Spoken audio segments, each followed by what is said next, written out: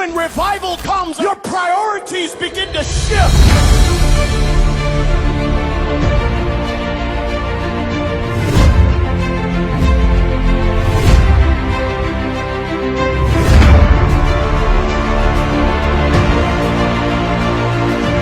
What was once important is no longer important, and what is now is important is Jesus Christ. Life Abundance Christian Center presents to you. Ladies and gentlemen, please honor my wife and the first lady of this house, uMachabalala, uMchengu, uSophuza. Kani mkhobela izandla, iza Machabalala, kani mshayela izandla.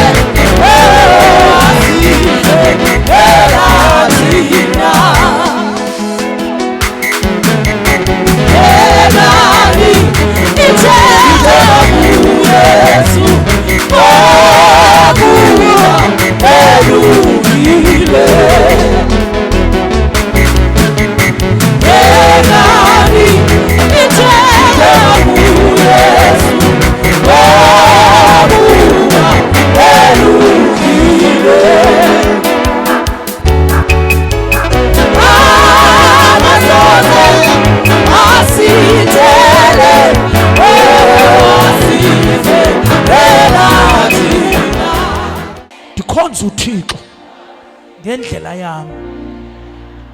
Amen, amen, amen, amen. Amen, amen, amen, amen. Amen, amen, amen, amen. Amen, amen, amen, amen. Amen, amen, amen, amen. Amen, amen, amen, amen. Amen, amen, amen, amen.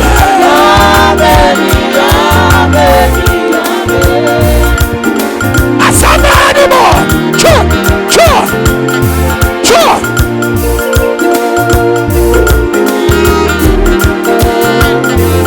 Amen, amen, amen, amen. Amen, amen, amen, amen, amen, amen. Amen, amen, amen, amen. Oh, amen, amen, amen, amen. Chua, asamen, asamen.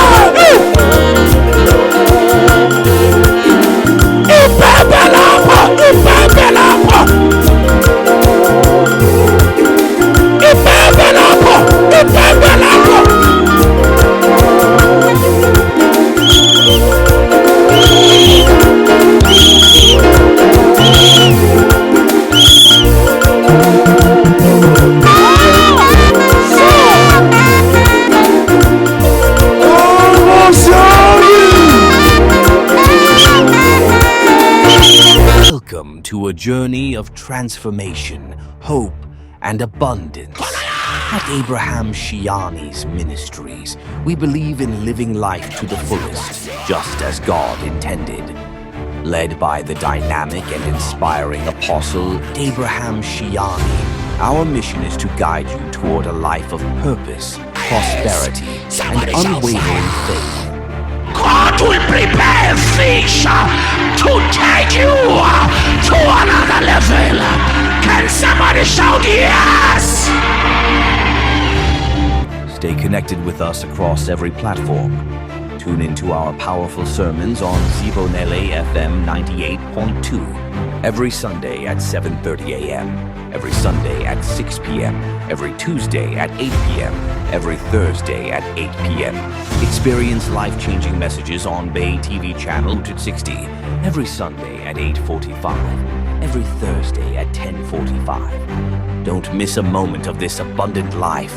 Follow, subscribe, and tune in to Life Abundance, Christian Center for your daily dose of encouragement, wisdom, and God's Word.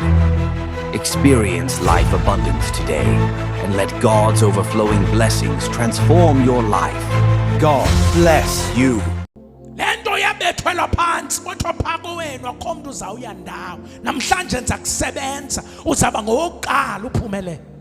Uzaba ngoqala phako wenu. Lo muntu wakuyela emntwini zangadlala. Lo muntu wayela ifamily yakho zangadlale wayephethe imali wanisebenza ngemali. Lamb of God, Lamb of God,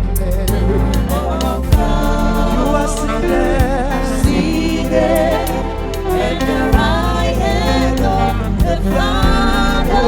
You are holy, you are holy. Lamb of God, Lamb of God, you are seated at the right hand of the Father. You are All right.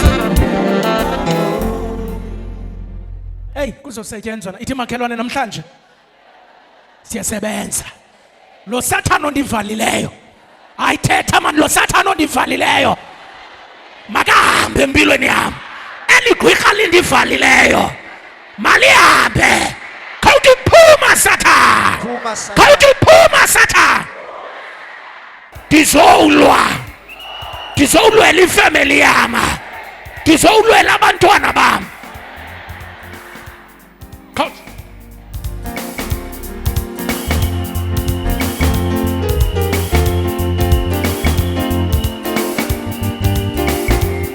Hamba Satan, ufunu wenza, hamba Satan, ufunu wenza, ufunu wenza, hamba Satan, ufunu wenza, hamba Satan, ufunu wenza, ufunu wenza, hamba Satan, ufunu wenza, hamba Satan, ufunu wenza, ufunu wenza, wenu ufunu wenza, ufunu wenza, wenu ufunu wenza, ufunu wenza, ufunu wenza, wenu ufunu wenza, ufunu wenza, wenu ufunu wenza, ufunu wenza, ufunu wenza, hamba Satan, ufunu wenza, ufunu wenza.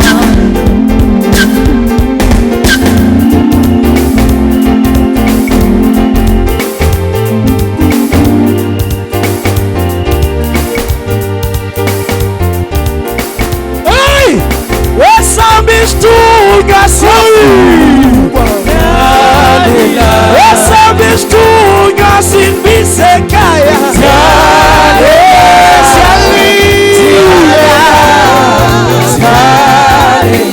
Esambistunga siafuma Esambistunga simbisekaya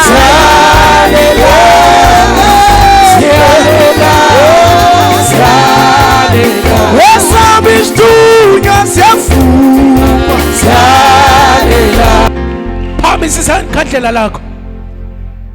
Ahlale namhlanje uba unalo sondele konalo. Thatha umatshisi slide amakhandlela wethu. Asikhanyise namhlanje.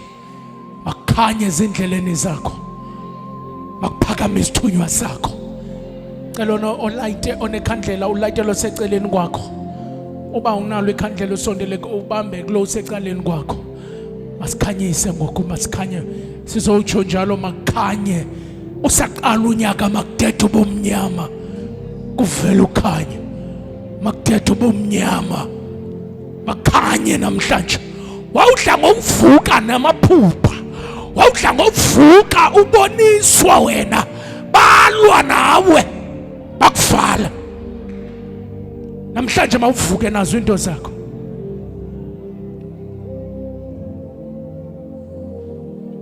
Liphakamisele phezulu ikhandlela lakho. Masiye mntanami. Kukho izwe lihle kunemini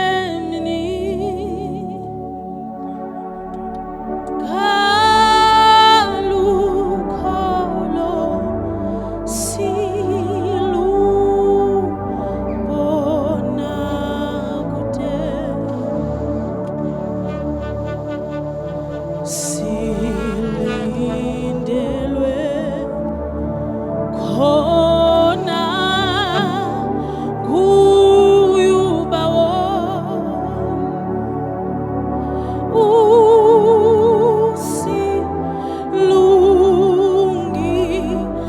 usilungisela isihlalo.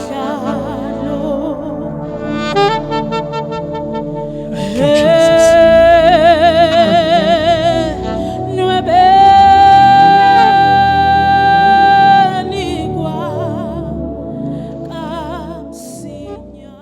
Ndizowuphakamisa into yakho namhlanje. Ndizowuphakamisa isithunywa sakho namhlanje. Ndizothi mayiphakame into yakho ngegama likaYesu. Thank you so much for watching our programs. Phulaphula, hope you are enjoying it. Abraham Chiani, it's my name. I am your prophet. Khumbula ukuba u around Cape Town ndiyanqwenela into bana ke uze usihambele apha offices zethu. Office zethu zilapha Cape Town eKhayelitsha kwa A605 Makhabeni Road. We are just opposite Bonjo Garage as well as Luhlaza High School. Exactly apha phambi kwesikolo ekuthiwa Luhlaza High School. That is where our office are. Indlu ependwe black enemibala egold. Kulapho esikhona every day Monday until Saturday sivula ngo-8 o'clock siyovala exactly ngo-3 o'clock. Hlala nawe phansi ndikuxelele indaba zakho, ndikuxelele uba kwenzeka ntoni empilweni yakho, singanelapho sincothule ingxaki yakho, sibuyisela into yomntu emntwini wayo. Okwesibini ndiyafuna wazi mphulaphula into yokubana wena mbukeli umprofeti unazo nezixhobo, specifically prophetic materials. Umgijimisi wabathakathi zizixhobo ezo umprofeti akunikeza zona, izinto zokufika uyawutshiza ngazo ekhaya, izinto zokuqinisa ekhaya. Ndikunika nezinto ndikubonisa uba uzawufika ugromba apha uyifaka apha, ndikunike nezinto zokubethelela pha ekhaya, siqinise ikhaya lakho. Siyakwazi as well uba wena isikwezi sakho ufuna uqiniswa, siqinise wena, siqinise abantwana bakho, siqinise nditsho nenqwelo yakho mbukele ekhaya. Ukhumbule siyakwazi ukuposela wherever you are apha eMzantsi Africa, whether you are in Joburg, you are in Durban, you are in Eastern Cape, you are in Rustenburg, wherever you are, sakuthumelela into zakho thatha only 3 days zizofika kuwe mntasekhaya. Ndinenye into enamandla ebizwa ukuthi libhubesi mntasekhaya. Wena mntu othi ndinentshaba ezindilekayo, wena mntu othi ndinamagwirha andilekayo, ndiyakwazi uba ndikuzivanisele into zam, ndikunike ibhubesi. Alihambi lodwa ibhubesi, lihamba nokuphinda umshayi mntasekhaya. Shaya Jehova, we into ezawukwazi ukusebenza mbukele ekhaya, ilwe neentshaba zakho, sibuyisele into yomntu emntwini wayo.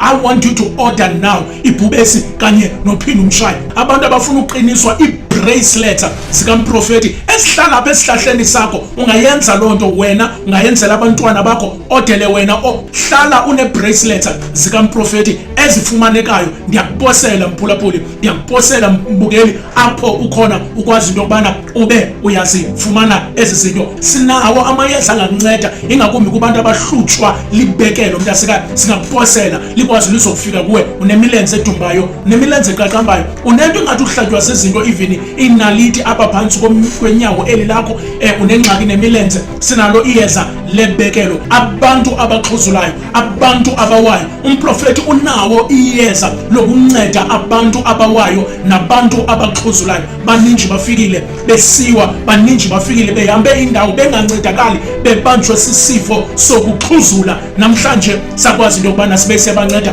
bakhululekile. Ikhombo yotywala, ingabe unomntu wakho apha ekhaya osela kakhulu utywala, ingabe unomntu apha ekhaya osebenzisa kakhulu i-drugs, umprofeti finally iyeza lokuyekisa utywala, iyeza lokuyekisa i-drugs, phecelezi iziyobisi. Ingabe ngumntanakho, ingabe ngubrother wakho, ingabe ngusister wakho, ndinalo elo yeza. Just call the numbers on the screen, sikwazi into yokubana nawe sikuposele, sikuncede. Otata abanengxaki ekamereni, iyeza elibizwa ukuthi yimbiza yamadoda, umprofeti unalo elo yeza. Liyeza linamandla kakhulu. Uba ungutata uhlutshwa iswekile, mhlawumbi nezinja asakhonkoti kakuhle pha ekamereni, oda apha kuthi mntasekhaya sikuncede. Baninji bafikile otata, sibanyengezele, utsho kufudumale, ube kuhle pha ekhaya ekamereni. Ingabe ngumama apho uhlutshwa yinto yokungafumani bantwana, mhlawumbi izisu ziyaphuma, azihlali izisu, zihlala nje inyanga zibe 2 zibe 3 ziphume. Oogqirha baze bathi unengxaki ne-fibros, awufumani bantwana. Sinalo iyeza mntasekhaya elingakunceda. Imbiza yomama ikhona. Okwesibini, oomama abahlutshwa sisilwane, awulali ebusuku ulaliswa nale nto, ikufikela ngobusuku iyazijika ifane nomntu oyindoda. Le nto ilala nawe uzoba nengxaki even nesisu esi, ingakumbi apha emazantsi esisu siyakuhlupha ngoba uhlutshwa sisilwane, uzihambile indawo awuncedakali. Finally into yokukunceda kwinto yesilwane sinayo mntasekhaya. Inombolo zam zomnxeba once more ngu-073 907 1240. Ngicela uziphinda inamba zam ngu-073 907 1240. Okugqibela 073 907 1240. Ayikho into ongenokwazi ukumnceda ngayo noba uhlutshwa intoni na, zininji esikhona. Just wena dial the number on the screen, siwhatsappele, sifowunele, sikwazi ukubana sikuthumelele into zakho. Ixesha lokukhululeka lifikile. And finally eyogqibela engakwazi ukuyishiya, abantu abanengxaki nezimali, abantu abathi imali ayihlali, abantu abathi imali ayibonakali, abantu abathi ndibolile ngamatyala, nditsho nemali ezizalayo. Yemntasekhaya sinayo into ebizwa ukuthi yimvula yemali alala, mvula yemali alala. Ndibambe on the numbers on the screen, ndikuthumelele into zakho nezinye mhlawumbi engakhange ndibe ndiyazimenshina, zininji mphulaphula. Yiza sikuncede. Igama ngoEbrahim Kashiyane. I am your prophet. Till we meet again. God bless you. Bye bye. Ngoku ke ndicela ndizoqondisa ke ngoku ngento ebeyenzeke ngoku ngoba besinenze besinenzi lokudla. Yes. So kuye salantuka kuthekeke ngecawe ke xana ndise taxi ndisiyakulanda sikhwelela kweKhrizani. Oh mandibuye umva phange ngekule grant ngale mine ku grant abantwana. Kufika usister wam late enyembezana. Athi kumi grant abantwana bama ndiyifumenanga. Ndile kwasasa andayifumana. Kwasasa kuthwe kusekho into ephandwayo. So izawufakwa ke ngoempela lenyanga lo mali leyo. Wabe enyembezana eliluthi zabathina abantwana bam izikolo zivulwa. Nditheke mna kolomeleza ndathi ke mna ka uThixo khona mntasekhaya. Suwasalile. Ndithetha nje ndingenathemba lanto. Kutheke ngecawe silindele itaxi phapho sikhwelela khona. Kwafika umzalwane uthuliswa. Andiqoxele ecaleni sibaninzi andiqoxele ecaleni. Athi kum hey kukho kundi athi ndiphethe izihlangu phethe iplasi athi ndiphethe izihlangu apha. Ezihlangu ndicela unikela ngazo kumntana ozazidinga. Ndathi Thixo ndathi kugqityiwe. Ngoba ile ngxaki bendinayo nam. Ndathi sozibamba kanjalo sithanda sami ezohlangu ezo. Ndathi ndamqoxela ecaleni ndamcacisela ke isitori bakwenzeke njani na. Wathi ke maningabi sazihambisa ke izihlangu sisinontsikelelo manje sosendizinike wena. Uba zizamlingana makazithathe. Ndalithatha kwezohlangu ndabuya ke ndamnika umntana zamlingana. Uthe kusenjalo ndava elanto yathi xa ndivulela igroup athi aphinda afowune egroupini athi ngicela unontsikelelo wasemfuleni andifotele i-stationery somsalo umntana. Nyani ke ndimqoxele ecaleni ndithethe naye athi sisi ndicela undithumelele i-stationery salo umntana. Nyani ke ndamthumelela ke ecaleni uzithengile ke so stationery nasiya. Mna igama lam ndinguCynthia Ludaka ndihlala eBhongweni kwanamba 26. Ndinoba nenyanga ezi5 ndihamba apha kodwa ngoku ndandikade kukho impuku kukho apha egadini yam ezanto intuku ndiqonda zixakane nazo kodwa ngoku zaphela zonke ezo ndilala ukuphumla.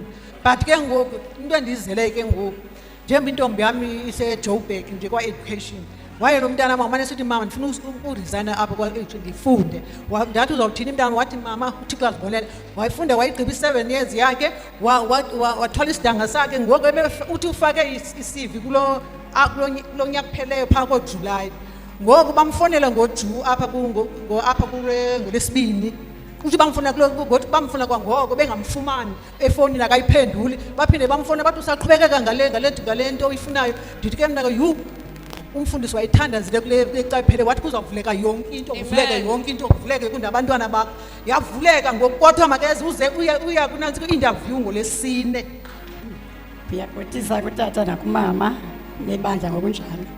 Nami ndithi mandizoqondisa apha kuDisemba benibambeleke kuntombazana evele yandifonela kuba bendisebenzisa umkhanyakude.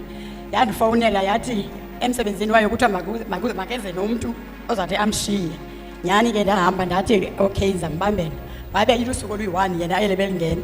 Ndathi mina ufika kwamphayana kathiwa no mandingene 3 days evekini because usuku oluyi-1 aluzulunga. Ngabe ke ngoba ndizawugqibelisa nge-2nd ezafika nge-2nd. Uthe ndisajonge njalo ndaya ngala 2nd. Kwathi ke ngoku before ndiye nge-2nd wafona wathi no man ndidecide uba ndingabuyeli phaa kulaa msebenzi ndiwunike ibe ngowakho laa msebenzi. Ngoku ndiyaphangela ngoku mna kuloo ndawo leyo. Ngoku ke ngoku umama phaa yena uthi mandingene 2 days basaphikisana notata phayana. Andazi ngomvulo bazawuthini na uthi utata phaa no mayibe la 3 days biyo bangabikho ndizawutshintsha. Umntanam naye ngomvulo uyaqala emsebenzini ndandisuza nee-CV zakhe apha utata ezibeka isandla babizwa kuDisemba bazosayina i-contract yonyaka. Ngoku ngomvulo ngolesihlanu bebiziwe beyothatha izinto zabo ngomvulo uyaqala. Ndulisa umama notata nonke apha ebandleni. Igama lam ndinguNonelela Vena ndihlala eSide B. Bendine-2 years ndingaphangeli but ke utata wasinika amatye wathi xa siyofola masiphathe amatye so ndiqalisele uphangela last week Monday to Friday. Ndibulisa utata ndibulisa umama ndibulisa wonke umntu olapha ngaphakathi. Mna igama lam ndikuSipho Mangwana ndihlala eSide B. Bendiphangela i-weekend umfazi bekhe wandibiza i-weekend so ndithatha i-weekend zonke nale veki zayo ngecawe kule yemqopisa ngadi newari weekend mandiphinde ndiphangele.